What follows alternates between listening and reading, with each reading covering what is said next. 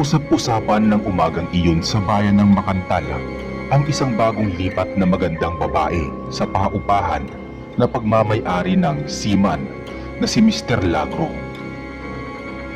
Kilala ang lalaki sa pagiging babaero nito, kaya hiniwalay siya ng kanyang misis. Ilang taon na ang nakakaraan dahil nahuli umano ng misis nito na may ibang babaeng kasama.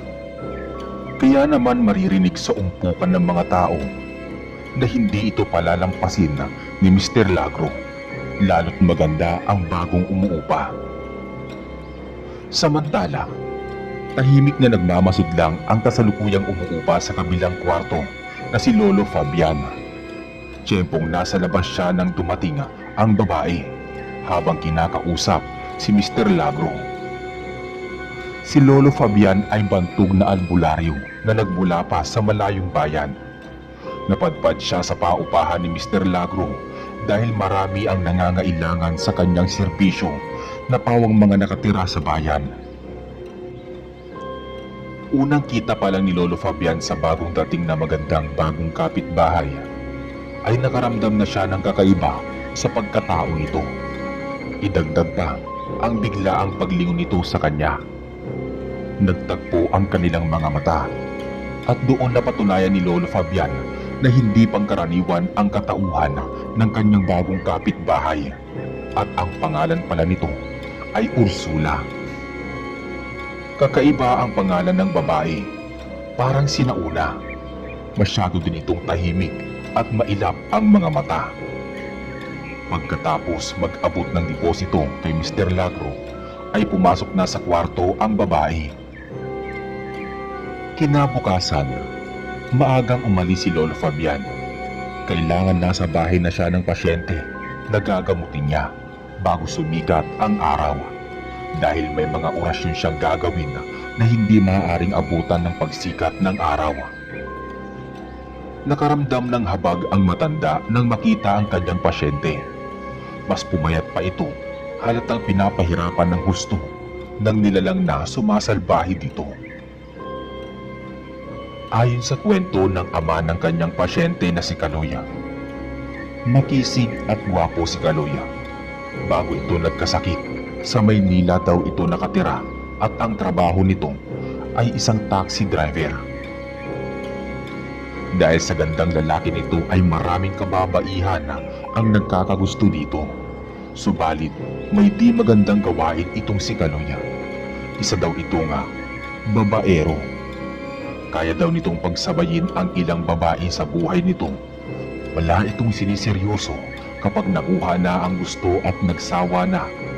Parang basahan daw na iniwan nito ang isang babae. Sa kwento pa lang ng ama ni Kaloya, nagkaroon na ng ideya si Lolo Fabian sa sanhi ng pagkakasakit nito ng malubha. At nang matapos nga niyang gawin ang mga ritual, ay diretsahan niyang sinabi kay Kaloya na matinding barang ang ginawa sa kanya ng isang babaeng sinaktan niya. Sinaktan niya ito ng husto.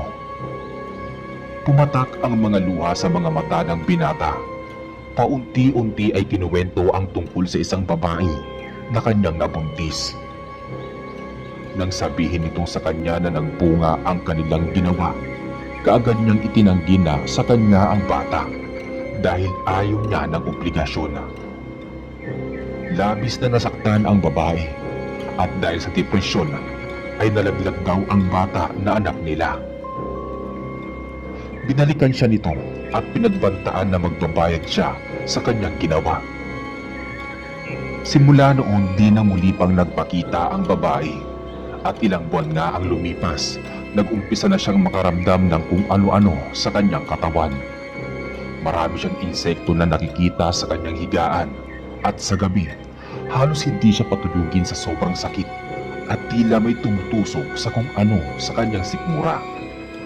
Dahil doon napilitan siyang umuwi sa kanyang ama sa probinsya. Hapong-hapo na umuwi si Lolo Fabian.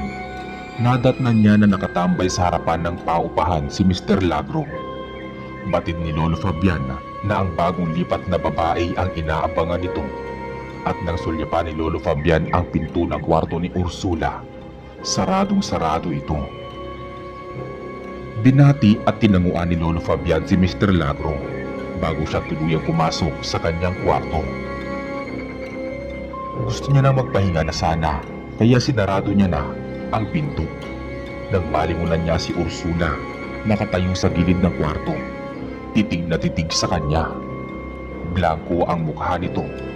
Di mabasa ni Lolo Fabian ang tumatakbo sa isipan nito, kaya sinara na niya ng dahan-dahan ang kanyang pintuan. Mabuti na lang, nasa kabilang banda si Mr. Lagro, kaya hindi nito nakita ang babae. Gabi na nang magising si Lolo Fabian. Binuksan niya ang ilaw.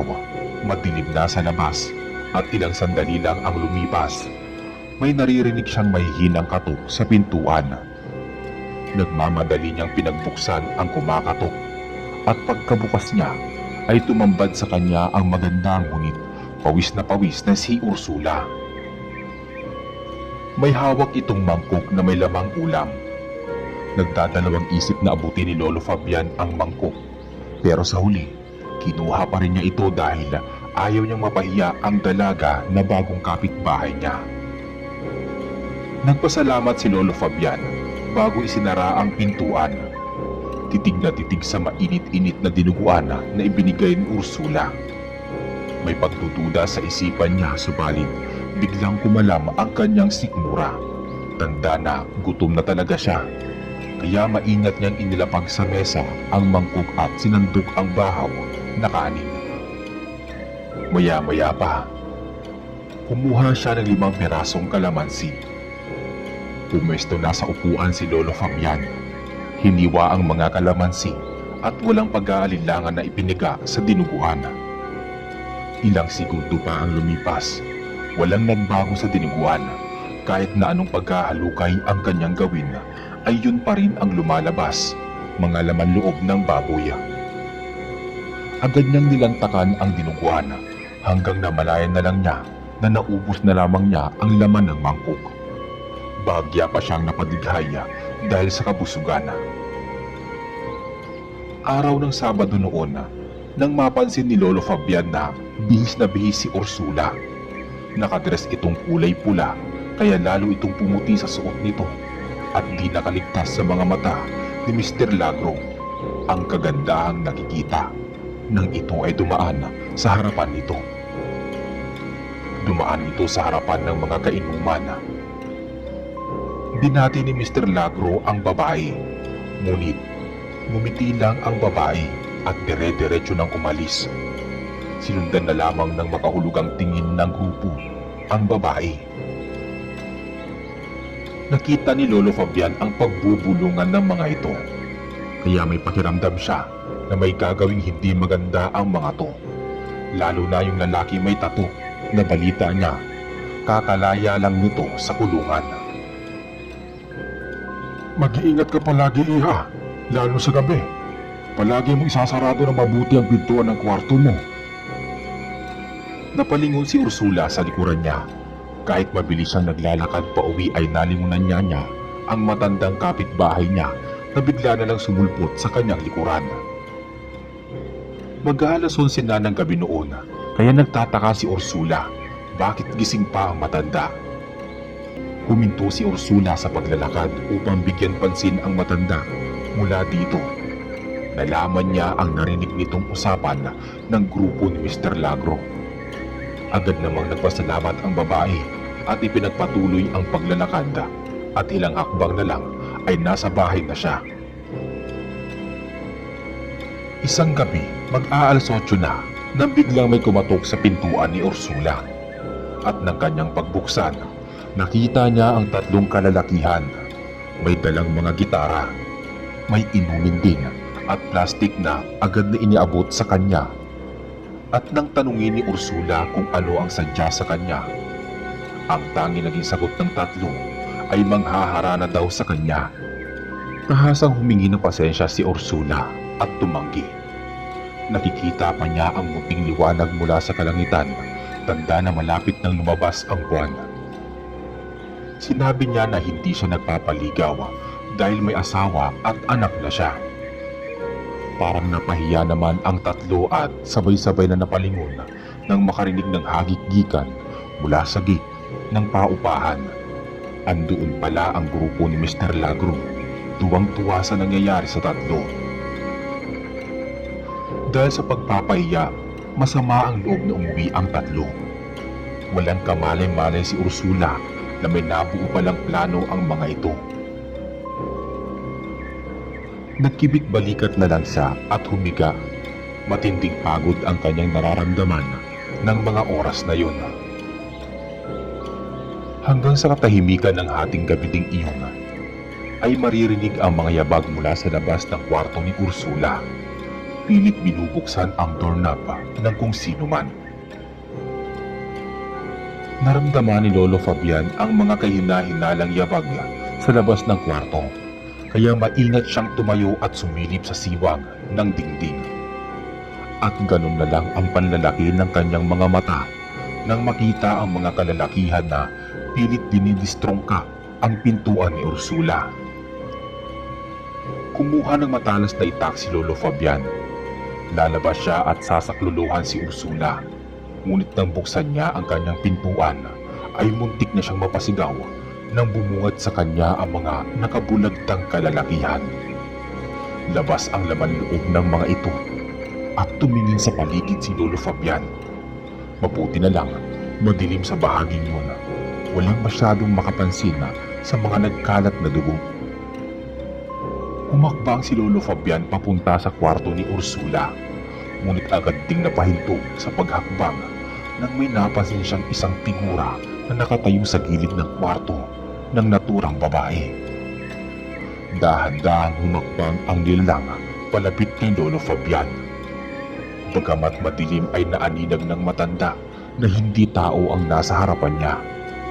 Mahaba ang mga kuko nito, mahaba din ang buhok, at nang nasa tapat na niya mismo, pasimple ito nga inihanda ang kanyang itak kung sakali man siya ay atakihin nito. Sisiguraduhin niyang hihiwalay ang ulo ng nilalang. Maya-maya pa, nagtaka si Lolo Fabian. Hindi siya inatake ng nilalang na nasa harapan niya.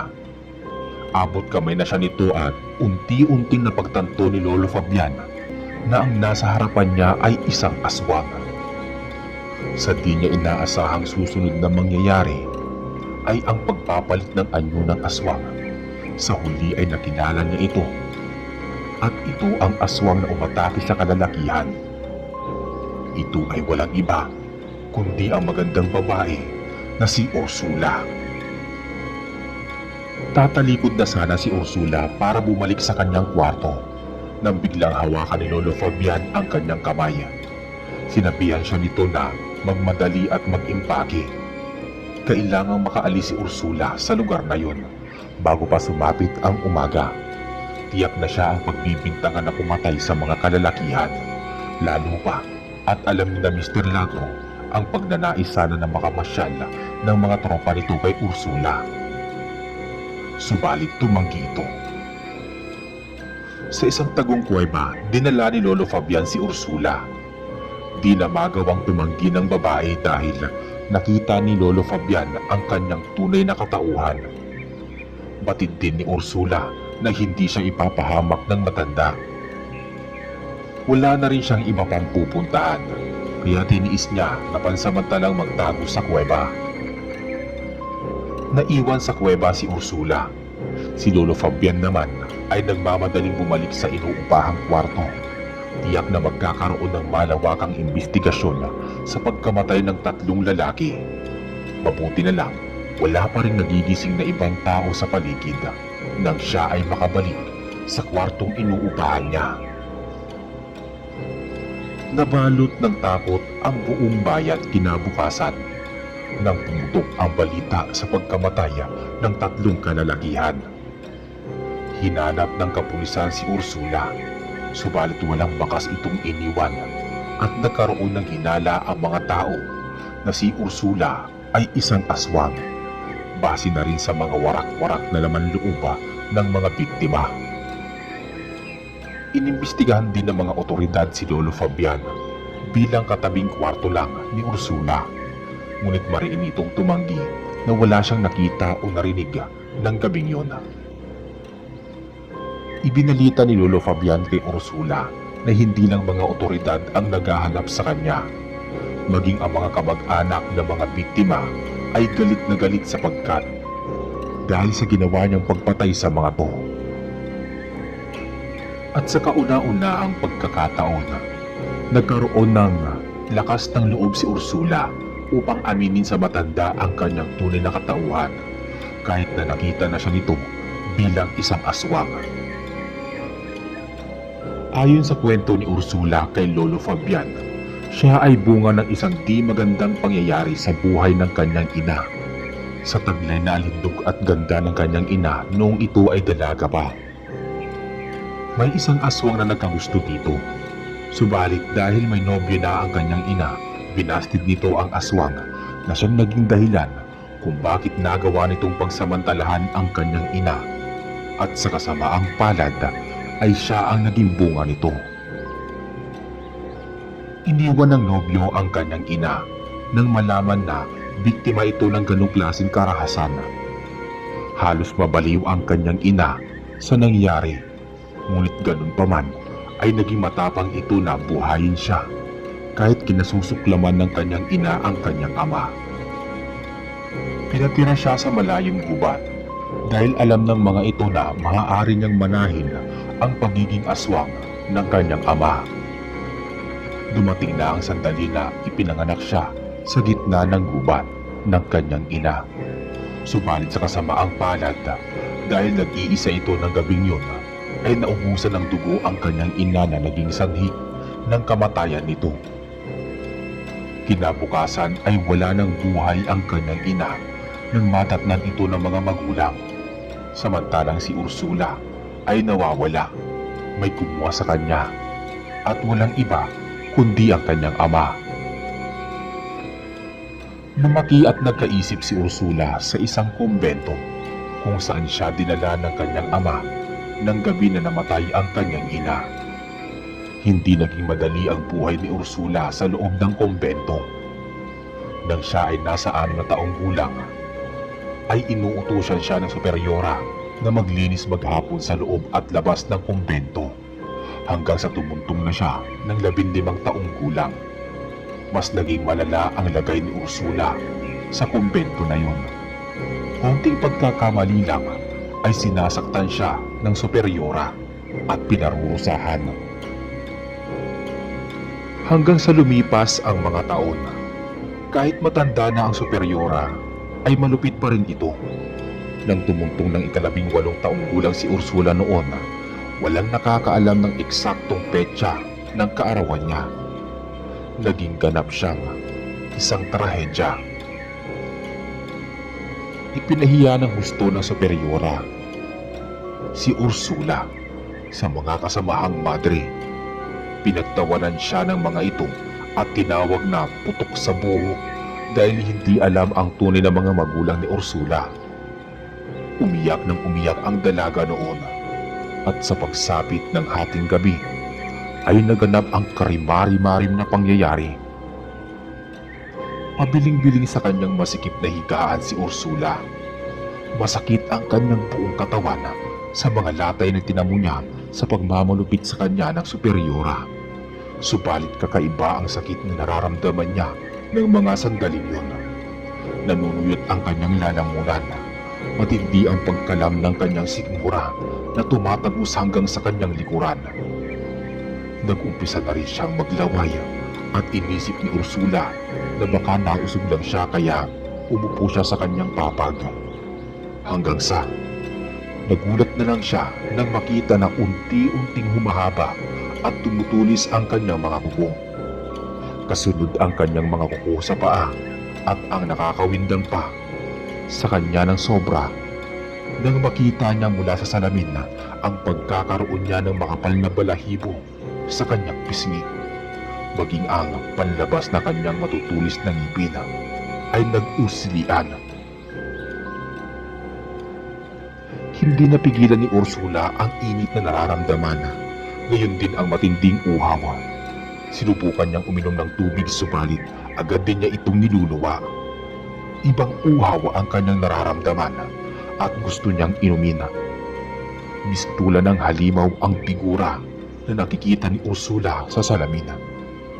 Humakbang na siya palabas nang makarinig siya ng mga yabag na paparating.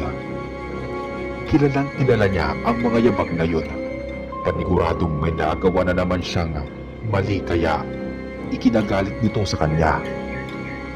Sunod-sunod na katok ang narinig niya. Nagdadalawang isip pa si Ursula noon kung pagbubuksan ba niya ito o hindi na. Dahil sa itsura niya, subalit naalala niya ang kalupitan sa kanya nito. Kalupitan ng matandang superyora. Kaya nagtago siya sa likod ng pinto, saka binuksan ang pintuan. Mula sa likod ng pintuan ay kitang-kita ni Ursula ang dire-diretsong pagpasok ng superyora. Madilim ang mukha nito at tulad ng malimit itong gawin ay may dala itong sinturon na mahigpit na hawak-hawak sa kanang kamay. Tinawag siya ng matanda ng ilang beses hanggang sa napahinto ito nang mapansin na may gumalaw sa likod ng pintuan. Sindak na sindak ang matandang superyora nang makita si Ursula sa anyong aswang nito. Pasigaw na sana ito subalit hindi na nito naituloy pa dahil bumaon na ang matatalim na ngipin ni Ursula sa leeg ng matanda. At sa kauna-unahang pagkakataon ay nakatikim si Ursula ng sariwang dugo ng tao. Naibsan na rin sa wakas ang kanyang uhaw. Pinagmasdan niyang mabuti ang matandang superyora na nagpahirap sa kanya ng mahabang panahon. Napangisi pa noon si Ursula. Sa wakas nakaganti na siya rito. Dahan-dahan niyang inihiga ito sa sandaling pinagmasdan ang katawan nito. Pagkatapos ay walang pag-aalinlangan na ibinaon ang mahaba niyang kuko sa tiyan nito at nagpakabusog siya. Pagkatapos ay tumakas sa kumbentong naging kulungan niya sa mahabang panahon. Samantala, napabuntong hininga si Lolo Fabian nang marinig ang nakakahabag na kwento ng buhay ng dalagang aswang. Alam niya na hindi likas itong masama. Biktima lang din ito ng malupit na kapalaran at mga taong mapagsamantala. Niyakap niya si Ursula. Pinangako na palagi siyang nasa tabi nito at sinabi din ni Lolo Fabian na isang araw ay tutulungan niya ang babae na maging normal ang buhay nito. Nakadama ng pag-asa si Ursula. Nagpasalamat siya sa matanda bago ito umalis. Lingid sa kaalaman ni Ursula, hindi pangkaraniwang albularyo si Lolo Fabian. Nananalaytay sa ugat nito ang pambihirang kagalingan ng isang albularyo na kaya nitong tanggalin sa katauhan ng isang taong aswang ang pagiging aswang nito. Subalit maraming proseso na dapat pagdaanan bago ito mangyari. Hindi ito ang kauna-unahang pagkakataon na gagawin ni Lolo Fabian dahil minsan niya na itong nagawa noon sa babaeng napakahalaga sa kanyang buhay. Lumipas ang mga araw. Patuloy na pinaghahanap ng mga pulis si Ursula. Subalit walang makapagturo kung nasaan ito kaya sa labis na pag-aalala ni Lolo Fabian, pagkatapos niyang gamutin lahat ng pasyente niya sa bayan, ay nagpasya siya na lisanin ang bayan. Kailangan niyang mailayo sa lugar si Ursula bago pa ito matunton ng mga otoridad at mga kamag-anak ng pinaslang nito. Gulat na gulat si Ursula sa biglaang pagdating ni Lolo Fabian. Papatulog na siya noon nang dumating ito sa kuweba at mas nagulat pa siya nang sinabi ni Lolo Fabian na maghanda at magmadali dahil tatakas sila. May kutob si Lolo Fabian na nasundan siya ng mga otoridad at napansin niya ang makahulugang tingin sa kanya ni Mr. Lagro. Nang magpasalamat siyang aalis sa paupahan. Nailigpit ni Ursula ang kanyang mga gamit nang umiral ang pagiging aswang niya. Yumuko siya sa lupa at idinikit ang mga tenga. Naririnig niya ang papalapit ng mga yabag. Tama si Lolo Fabian. Nasundan nga siya nito. Hanggang sa narinig na nila ang mga kaluskus mula sa di kalayuan. Nagkatinginan sina Lolo Fabian at Ursula. Sa isang kisap mata ay nagpalit anyo si Ursula. Naging aswang ito. Yumuko siya at inutusan na sumakay sa likod niya si Lolo Fabian. Ilang hakbang na lang malapit na sila nang makita ng mga taong paparating. Biglang umalulong si Ursula at mataas na tumalon sa butas ng kuweba. Papunta sa kagubatan yun. Nakarinig sila ng sunod-sunod na putok ng barila. Sinundan sila ng mga putok, ngunit bago pa sila maabutan ng mga otoridad, ay nakaisip na ng paraan si Lolo Fabian. Bumulong siya ng katagang siya lang ang nakakaintindi. Dahil doon, ilang sandali pa ay naging mausok ang paligid. Dahil doon hindi na nila makita ang daan at nagdesisyon sila na tumigil na sa paghabol. Sa pusod ng gubat sila huminto kung saan ay may naglalakihang puno sa paligid. Sinabi ni Lolo Fabian na doon na muna sila magpapahinga at kaagad naman silang ayunan ni Ursula. Gumawa ng apoy si Lolo Fabian upang magsilbing ilaw nila at pantaboy sa mga lamok. Nalingunan niyang nakatulong na si Ursula, nakasandal sa isang malaking puno. Nakaramdam ng kurot sa puso si Lolo Fabian. May isang malabong figura siyang naaalala at ilang sandali pa ay tumulo na sa kanyang mga mata ang kanyang luha. Samantala, pagkalipas ng ilang mga oras, nagising na si Ursula na may mga nakahain ng pagkain at prutas sa harapan niya. May kamote, saging, isda at mga prutas. Nagpalinga-linga siya sa paligid ngunit bigo siyang makita si Lolo Fabian. Kumulo ang sikmura niya nang maamoy ang mabangong amoy ng isda. Naupo na siya at nag-umpisang kumain nang may tumikhim sa kanyang likuran. Ikinagulat niya iyon at napangiti siya na makita si Lolo Fabian. May dala itong mga kahoy at kugon. Inalok niya itong kumain. Tumanggi si Lolo Fabian. Busog pa daw siya. Sinabi kay Ursula na magtatayo siya ng kubo para may pahingahan sila. Kailangan mo akong gustuhin kahit ayaw mo para makalaya ka sa pagiging aswang mo. Wika ni Lolo Fabian kay Ursula. Napalingon ang babae sa kanya. Seryoso itong nakatitig at agad namang ipinaliwanag ni Lolo Fabian na isa iyon sa kailangang gawin. Nabasa ni Lolo Fabian na may pagdududa sa ekspresyon ng dalaga. Sinabi ni Lolo Fabian na magtiwala lang sa kanya upang matulungan na makawala sa sumpa. At dahil sa magandang pagpapaliwanag ni Lolo Fabian, napapayag si Ursula. Hinintay nila ang kabilugan ng buwan. May mga ritual na ginawa si Lolo Fabian sa loob ng kubo. Maghahating gabi na noon nang sabihin ni Ursula na nakahanda na siya. At naganap na nga ang isang bagay na ginagawa ng mag-asawa sa loob ng kubo. Saksi ang bilog na buwan. Isinuko ni Ursula ang kanyang pagkabirhen sa matanda. Panay pa rin ang bulong nito ng mga ritual at nang saktong sumapit ang alas 12 ng hating gabi, hinawakan ni Lolo Fabian ang ulo ni Ursula at itinapat sa bibig niya ang bibig nito. Unti-unting bumuka ang bibig ni Ursula. Palaki ng palaki ang pagnganga nito hanggang sa wakas ay nakita ni Lolo Fabian ang pinakahihintay niyang makita.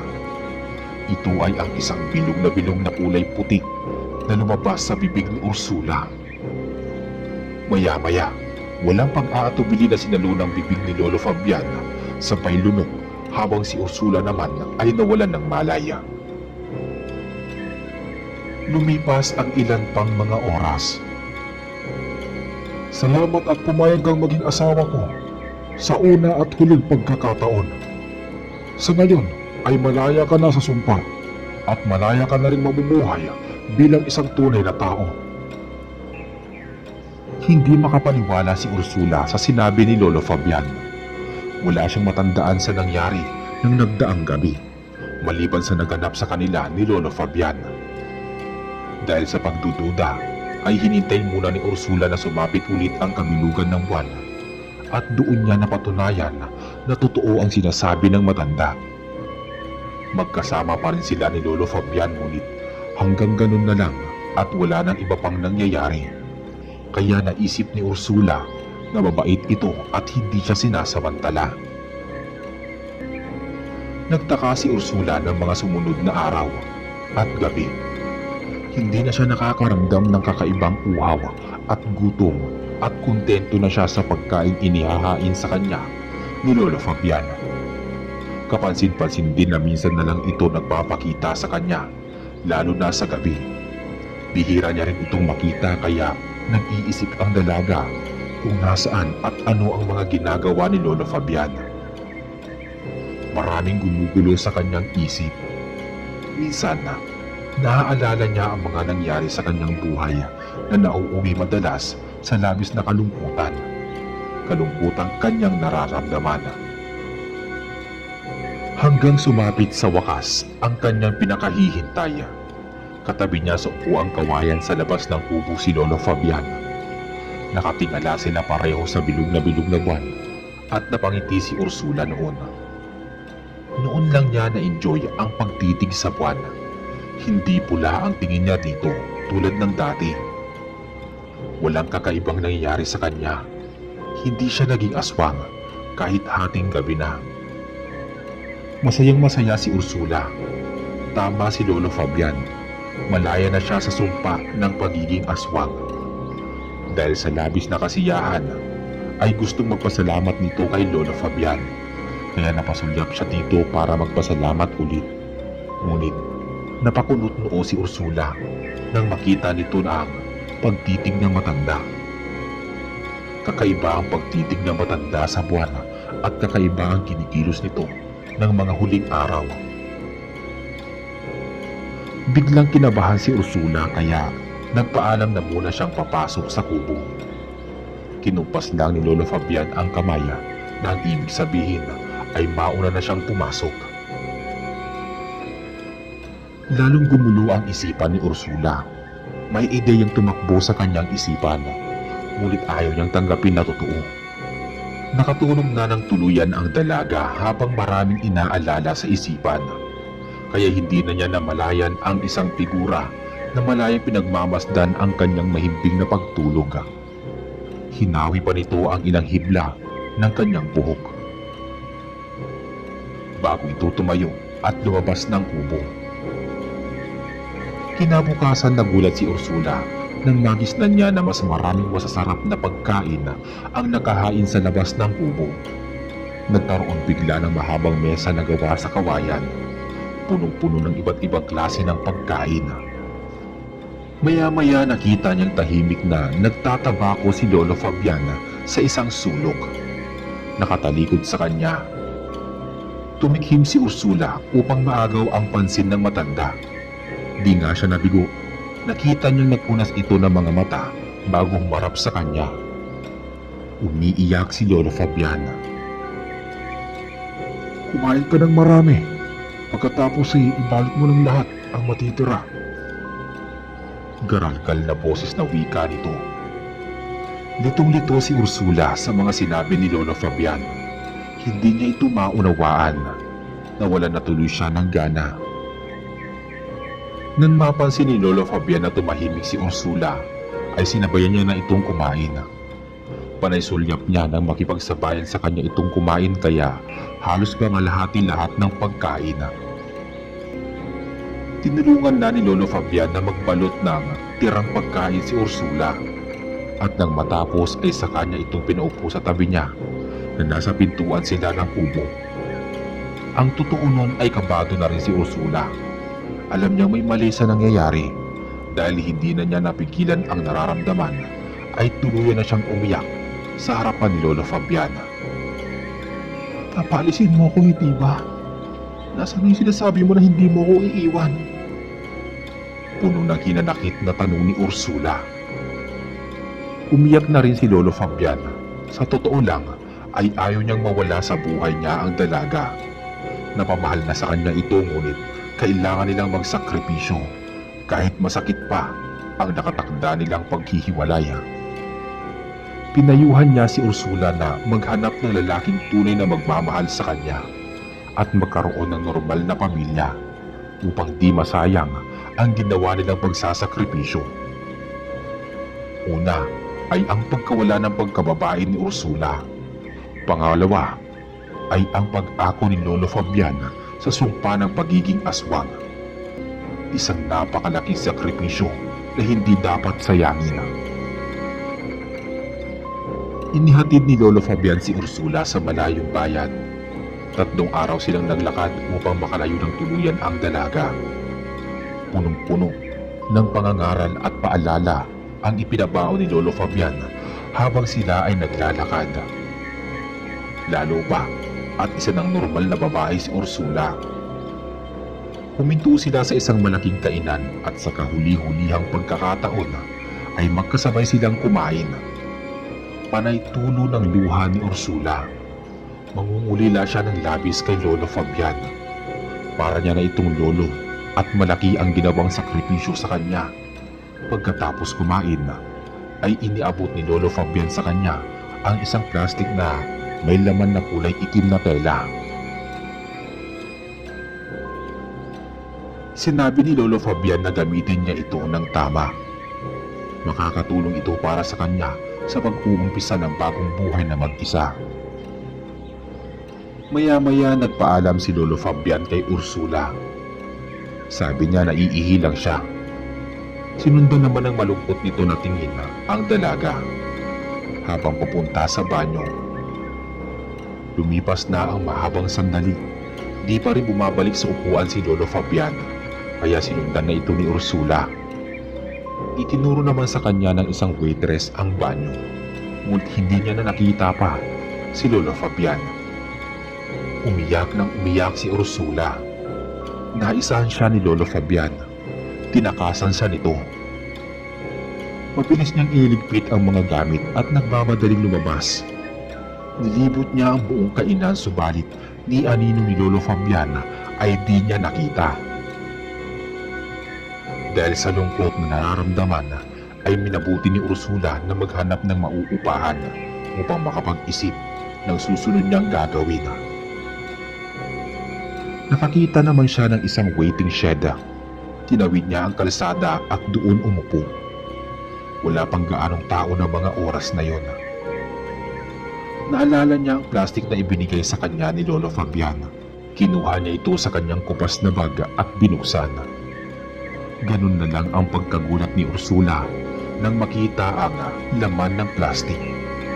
Isang bungkus ng lilibuhing pera. Kumagulgul si Ursula. Labis-labis na kalungkutan at kasiyahan ang kanyang nararamdaman. Pabulong siyang nagdasal at nagpasalamat kay Lolo Fabian. Mas lalo niyang napatunayan na napakabuti ng kalooban nito. At malamang, inipon ni Lolo Fabian ang pera ng matagal na panahon. Tapos ibibigay lang nito sa kanya. Samantala, mula sa pinagkukublihan ni Lolo Fabian ay wala ring tigil ang kanyang mga luha habang sinusundan ang papalayong dalaga. Nakangiti na siya nang maglakad palayo. Alam niya na iniingatan ni Ursula ang kanyang sarili at gagamitin sa tama ang perang binigay niya na ipon niya. Yan ay mga kusang bayad ng mga pasyente niya at ang iba ay pinagbentahan sa lupa niya sa probinsya. Inabot na ng gabi sa daan si Lolo Fabian. Nakaramdam na siya ng matinding pagod dahil sa ilang araw na paglalakad nila ni Ursula. Nakakita siya ng palayan at sa gitna ay may isang kubo. Naisip ni Lolo Fabian na doon na muna siya magpapalipas ng magdamag. Kaya naglakad siya dito hanggang sa marating niya ang naturang kubo. May kadiliman ng kubo. Mabuti na lang, may dala siyang posporo. Kaya naaninag niya ang isang katre at tuloy-tuloy na siyang nahiga. At ilang sandali lang ay nilamo na siya ng kadiliman.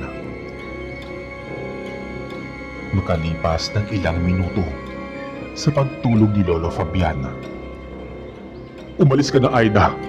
Huwag matigas ang ulo mo habang may oras pa. Sigaw ni Lolo Fabian sa isang magandang babae na nasa harapan niya. Mahaba ang alon-alon na buhok nito na malayang nililipad ng hangin ang mga hibla nito. Nasa malawak silang parang nag-uumpisa pa lang nang lumabas ang pisngi ng bilog na buwan.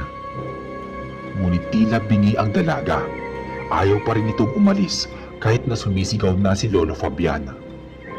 Umiiyak ang dalaga. Paulit-ulit ding sumisigaw na hindi siya aalis hanggat hindi kasama si Lolo Fabian. Nakatalikod ito kay Lolo Fabian na titig na titig sa buwan na noon ay buong buo na nakalabas sa langit.